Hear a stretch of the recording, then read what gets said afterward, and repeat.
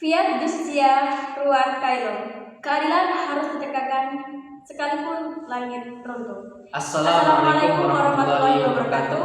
Kami dari Institut Agama Islam Negeri C. Afan Sidik Bangka Belitung menyatakan dengan tegas bahwa kami mendukung Ecocide masuk dalam yurisdiksi International Criminal Court. Saya Sitrwana sebagai pembicara 1. Saya Edo Adityo sebagai pembicara kedua. Saya Azika Saputra sebagai pembicara ketiga. Dewan juri yang terhormat dan rekan berpikir yang kami banggakan, isu kerusakan lingkungan kini bukan lagi masalah lokal, melainkan ancaman global yang mengancam keberlangsungan hidup manusia di seluruh dunia. Mulai dari deforestasi masif, pencemaran laut, hingga kebakaran hutan skala besar. Semuanya menunjukkan bahwa tindakan manusia telah menimbulkan dampak destruktif yang serius terhadap bumi. Secara umum, kondisi lingkungan sekarang ini justru semakin buruk. Beberapa di antaranya terlihat dari rata-rata kenaikan suhu per dekade yang terjadi sejak 1880 adalah 0,08 derajat Celcius, sedangkan sejak 1981 hingga saat ini rata-rata kenaikan suhu adalah 0,32 derajat Celcius. Frekuensi bencana alam yang naik 2 kali lipat, cuaca ekstrim, dan kejadian-kejadian lainnya. Dalam Statuta Roma, International Criminal Court atau ICC hanya memiliki yurisdiksi terhadap 4 jenis kejahatan berat: genosida, kejahatan terhadap kemanusiaan, kejahatan perang, dan kejahatan agresi. Padahal, jika kita cermati, dampak kejahatan lingkungan atau ecocide seringkali setara, bahkan lebih parah, karena dapat menghancurkan ekosistem dan kehidupan generasi mendatang. Ketiadaan ecocide sebagai kategori kejahatan dalam yurisdiksi ICC menimbulkan kekosongan hukum internasional.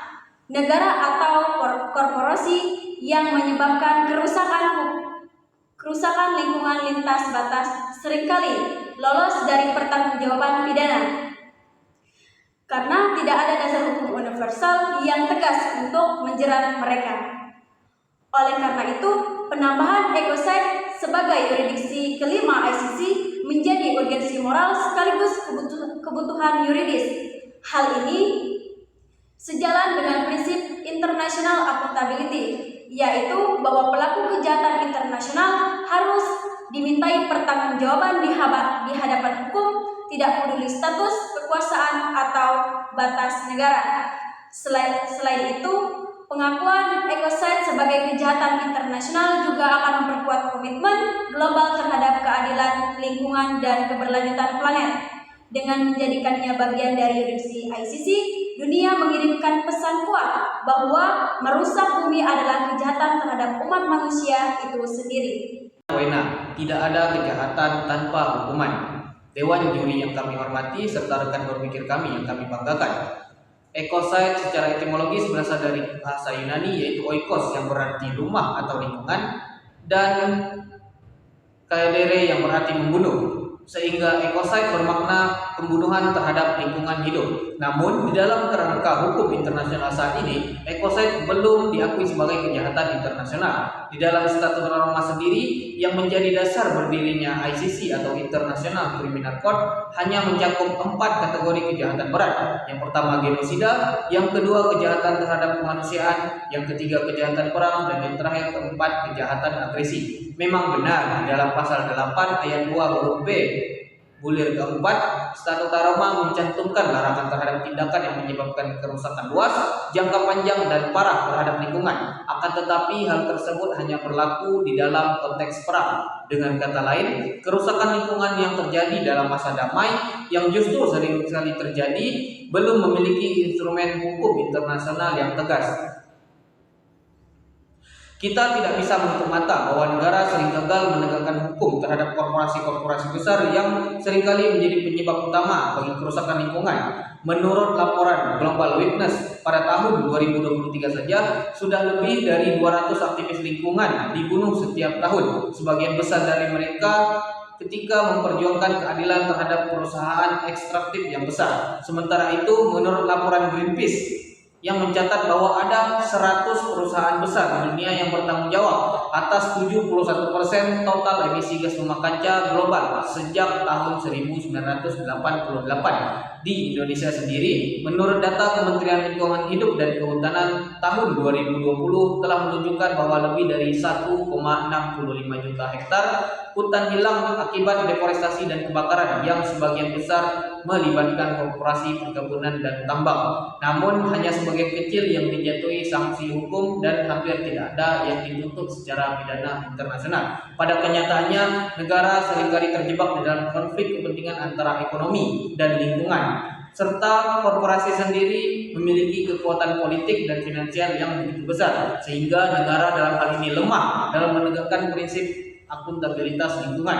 Dengan logika yang sederhana saja, bahwasanya kita hidup dalam satu planet yang bernama Bumi, tidak hanya dihidupi oleh satu negara. Maka jika satu negara yang melakukan kerusakan lingkungan, maka seluruh negara akan menerima konsekuensinya. Contoh sederhana saja, dikarenakan terdapat deforestasi hutan serta emisi gas rumah kaca secara global itu sendiri akan menyebabkan melelehnya kutub utara, yang mana melelehnya kutub utara ini akan menyebabkan naiknya volume laut di seluruh dunia serta akan menyebabkan tenggelamnya pulau-pulau kecil di seluruh dunia. Ini menandakan bahwa ekoside ini bukan urusan satu negara saja, melainkan urusan dari seluruh negara di dalam planet bumi. Maka dari itu, untuk mewujudkan ekoside masuk ke dalam yurisdiksi International Criminal Court, maka langkah konkretnya adalah mengamandemen Statuta Roma. Pada pasal 5 Statuta Roma harus ditambahkan dengan paragraf E yang mencantumkan ekoside sebagai kejahatan kelima di dalam yurisdiksi International Criminal Court. Di samping genosida, kejahatan terhadap kemanusiaan, kejahatan perang, dan kejahatan agresi. Proses amandemen diatur dalam pasal 121 Statuta Roma yang memerlukan 1. Usulan resmi dari salah satu negara, pihak atau state party. Kemudian 2. Persetujuan mayoritas sidang majelis negara pihak. Kemudian yang ketiga, dukungan minimal 2/3 anggota ICC, dan yang terakhir, yang keempat adalah ratifikasi oleh negara-negara pihak untuk diberlakukan. Langkah ini bukan sekedar langkah yang utopia, karena pada tahun 2024 sendiri negara-negara Pasifik seperti Vanuatu, Fiji, dan Samoa telah resmi mengajukan proposal amandemen untuk memasukkan ekoside ke dalam Statuta Roma. Maka dari itu sekali lagi kami menekankan bahwa kami mendukung dengan penuh ekoside masuk ke dalam yurisdiksi International Criminal Court.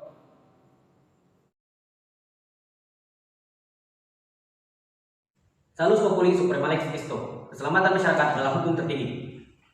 Konsep pengaturan ekoside dalam LCC berangkat dari prinsip bahwa kerusakan lingkungan berskala besar harus diperlakukan setara dengan kejahatan yang mengancam perdamaian dan keamanan dunia. Menurut Independent Expert Panel for the Legal Definition of Ecocide tahun 2021, rumusan normatif yang diusulkan untuk Statuta Roma adalah unsur kesengajaan (mensrea) atau tingkat kerusakan yang luar biasa (actus reus). Artinya, bukan setiap pencemaran dapat disebut ekoside, melainkan tindakan sadar dan serius yang mengakibatkan kehancuran ekosistem dalam jangka panjang. Untuk mengintegrasikan ke dalam ICC, ekoside dapat diatur melalui penambahan pasal 8 pada Statuta Roma. Pasal ini dapat berfungsi seperti pasal 8 tentang war crime. Namun, dengan fokus pada tindakan yang dilakukan secara sengaja atau ceroboh berat, menimbulkan kerusakan lingkungan yang parah, luas atau jangka panjang, dan melampaui batas satu negara. Selain itu, mekanisme complementary principle sebagaimana diatur pada pasal 17 Statuta Roma tetap berlaku. Artinya, ICC hanya akan berperan apabila pengadilan nasional gagal atau tidak bersedia menindak pelaku. Dengan demikian, pengaturan ekoside di ICC tidak akan menghapus kedaulatan hukum nasional, melainkan menjadi pelengkap subsidiar mekanis untuk memastikan keadilan universal bagi lingkungan. Pengakuan ekoside sebagai kejahatan internasional akan membawa beberapa konsekuensi hukum penting, baik di tingkat internasional maupun nasional. Pertama, akan muncul kewajiban baru bagi negara-negara pihak untuk menyesuaikan peraturan nasional mereka dengan Statuta Roma. Ini termasuk kriminalisasi ekoside dalam hukum nasional, serta mekanisme penegakan terhadap individu, bukan hanya badan hukum. Kedua, negara dan korporasi akan menghadapi peningkatan tanggung jawab hukum lintas batas. Jika sebelumnya pelaku utama kerusakan lingkungan sering berlindung di balik corporate veil atau sistem hukum nasional yang lemah, maka dengan pengakuan EcoSet, pimpinan korporasi serta pribadi dapat dimintai pertanggungjawaban di ICC. Contohnya, eksekutif perusahaan yang menyetujui operasi tambang yang merusak ekosistem laut. Contohnya, eksekutif perusahaan yang menyetujui operasi tambang yang merusak ekosistem laut internasional atau kebijakan pembakaran hutan berskala nasional yang berdampak lintas negara. Ketiga, pengakuan ini akan memperkuat prinsip tanggung jawab kolektif dunia terhadap lingkungan. Dengan menjadikan EcoSet sebagai the fifth international crime, ICC menegaskan bahwa perlindungan lingkungan bukan sekedar kebijakan domestik, melainkan kewajiban global yang setara dengan pencegahan genosida dan kejahatan terhadap kemanusiaan. Namun, konsekuensi positif ini juga disertai tantangan. ICC harus memastikan kriteria yang ketat agar EcoSet tidak digunakan secara politis terhadap negara-negara berkembang yang masih bergantung pada sumber daya alam. Oleh sebab itu, diperlukan pedoman teknis berbasis sains seperti penilaian kerusakan ekosistem, data emisi, dan bukti dampak jangka panjang untuk memastikan objektivitas dalam penegakan hukum. Salah satu kritik terhadap perluasan yurisdiksi ICC adalah kekhawatiran akan intervensi terhadap kedaulatan nasional. Namun hal ini dapat diatasi melalui 3 mekanisme hukum yang telah ada dalam Statuta Roma. Pertama, ICC hanya bertindak ketika sistem peradilan nasional tidak memiliki peraturan lingkungan yang efektif dan tidak mampu menuntut pelaku. Kedua, ICC hanya memiliki kewenangan terhadap negara-negara pihak Statuta Roma atau ketika Dewan Keamanan PBB merujuk kasus tertentu. Artinya, tidak semua negara otomatis tunduk dan kedaulatan tetap dihormati. Ketiga, pembatasan terhadap subjek hukum. ICC hanya dapat menuntut individu atau korporasi, bukan negara. Dengan model ini, tanggung jawab hukum diarahkan kepada pengambil keputusan, misalnya direktur utama atau pejabat pemerintah, bukan terhadap negara secara keseluruhan. Ini memastikan tidak ada pelanggaran terhadap prinsip non-intervensi yang dijamin oleh Piagam PBB. Jadi, pengakuan EcoSet dalam ICC bukanlah bentuk pengambil alihan kedaulatan, melainkan bentuk kolaborasi global untuk menutup celah impunitas bagi perusak lingkungan. Maka dari itu, kami menegaskan bahwa kami mendukung penuh EcoSet masuk ke dalam jurisdiksi International Criminal Court. Dari seluruh uraian yang telah kami sampaikan, dapat disimpulkan bahwa penambahan EcoSet sebagai yurisdiksi kelima International Criminal Court bukan sekedar gagasan hukum, melainkan kebutuhan moral dan kemanusiaan global. Kerusakan lingkungan yang masif telah melampaui batas teritorial negara, menimbulkan dampak lintas generasi dan menciptakan kekosongan hukum internasional yang nyata. Negara, terutama melalui mekanisme nasionalnya, seringkali gagal menindak korporasi besar yang menjadi penyebab utama kehancuran ekosistem dunia. Karena itu, ICC harus menjadi instrumen terakhir yang memastikan akuntabilitas universal bagi pelaku kejahatan lingkungan. Secara konseptual, EcoSet memenuhi unsur kejahatan internasional yang serius, dilakukan dengan kesengajaan, berdampak luas dan mengancam kelangsungan hidup umat manusia melalui amandemen Statuta Roma. EcoSet dapat diatur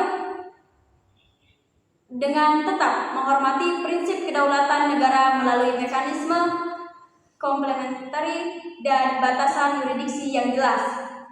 Akhirnya, penempatan EcoSet di bawah yurisdiksi ICC bukan hanya memperluas cakupan hukum internasional, tetapi juga menegaskan tanggung jawab kolektif dunia bahwa merusak bumi sama dengan menyerang kehidupan itu sendiri. Maka dari itu, kami mendukung penuh EcoSet masuk dalam yurisdiksi International Criminal Court. Terima kasih. Assalamualaikum warahmatullahi wabarakatuh.